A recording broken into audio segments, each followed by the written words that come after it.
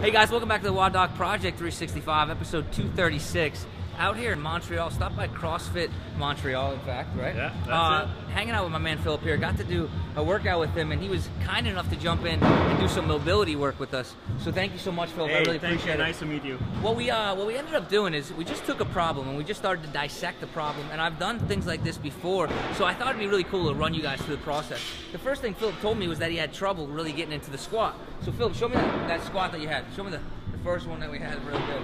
So the first thing I want to show you guys is you'll notice that Philip has a hard time breaking past parallel, and the other thing that you're going to notice is how tight his heels are to each other, right? So we got a really narrow stance, and we have knees that can't break past parallel, right? So the first thing I asked him to do was lay down on his back, right?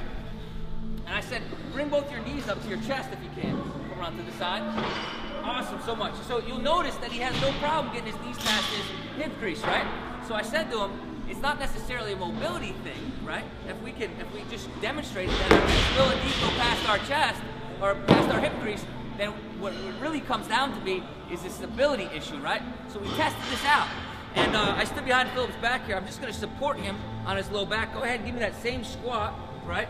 And you're going to notice just when I give him support, look how much farther he gets down. That's a significant amount. So lead with your chest, come on back up, right?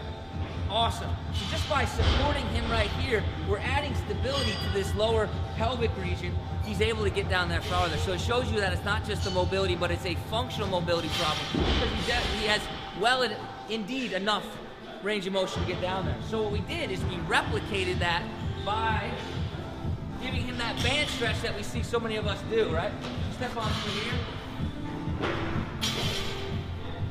So when we set this up, it's going to be at about hip crease level, okay? And he's going to go ahead. The first thing he's going to do is push back with his butt, and he's going to drive his butt backwards as he falls down, trying to keep his heels back and his knees back to over top his toes. Awesome. You'll see how far he gets back there already. So come on up. We would have him groove this pattern about 50 reps before every single workout. Now the second thing that we saw, go ahead and step that through. We saw two major things here. Notice how narrow I talked about him having, how Philip has when he squats.